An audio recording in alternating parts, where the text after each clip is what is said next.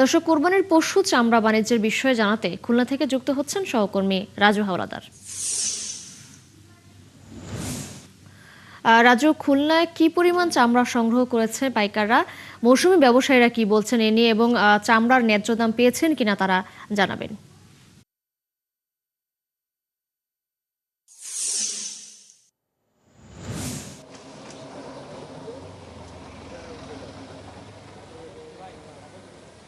জি, ধন্যবাদ তিশা, এবং ঈদ মোবারক আবারও আপনাকে। তিশা, একটা বিষয় জানাতে চাই যে ব্যবসায়ীরা আমাদের বলেছেন যে তাদের ন্যায্য মূল্যে চামড়া আসলে যারা বিক্রয় করতে আসছেন তাদেরকে দিতে পারছেন না।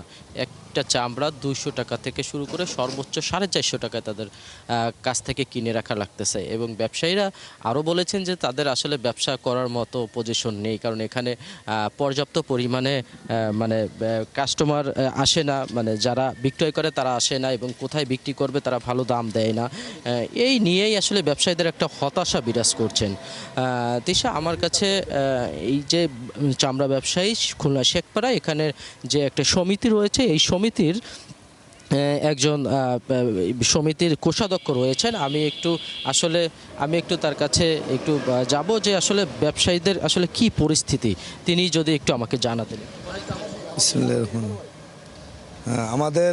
আমরা এবারে মনে করেন চামড়া আমাদের খুলনায় প্রায় 15 থেকে 20,000 চামড়া হয়, কিন্তু আমাদের মূলত আমাদের ঘর নেই, যার কারণে আমরা রাস্তায় দাঁড়িয়ে দাঁড়িয়ে চামড়া কিনে একটা চামড়া দেখা যাচ্ছে। এবার চামড়া আজকে কয়েক বছর দিয়ে একটা রোগ দেখা যাচ্ছে, বড় একটা চামড়া, কিন্তু সেই চামড়াটা আমরা যদি 200 টাকায়ও কিনি তাও আমাদের লস হয়, কারণ এই চামড়াটা প্রসেসিং করে আমাদের বিক্রি করতে হয় ঢাকায় কেজি হিসেবে 10 টাকা কেজি মূল্য নেয়। আর ভালো যে চামড়াটা সেটা আমরা মনে করেন এখানে 1500 টাকাও কিনছি, 1000 টাকাও কিনছি, 1200 টাকাও কিনছি, সর্বনিম্ন আমরা 200, 250, 300, 400 টাকাও চামড়া কেনা বেচা করছি। সবচেয়ে বড় কথা, আমাদের কোনো চামড়ায় জায়গা নাই বিধায় আমরা রাস্তায় লবণ দিই, রাস্তায় কাজ করি। আবার এর ভিতরে আমাদের লবণের দাম আগে ছিল 900, 1000-এর ভিতরে, এবার কোরবানির আবাসের কারণে এই লবণ আমাদের 1100 টাকা করে কেনা লাগতেছে। তিশা, শুনছিলেন যে ব্যবসায়ীরা বলছেন যে লবণের দাম এবং চামড়ার আসলে এর জন্য মূল্য দিতে পারছে না, এবং আপনাকে তিশা একটা জিনিস জানাতে চাই যে খুলনায় যারা এতিমখানা বা বিভিন্ন মসজিদ মাদ্রাসার যারা শিক্ষকরা রয়েছেন, আজ বেলা 12টার দিকে অনেক শিক্ষকরা আজকে সংবাদ সম্মেলন করবে বলে মেসেজ এসেছেন।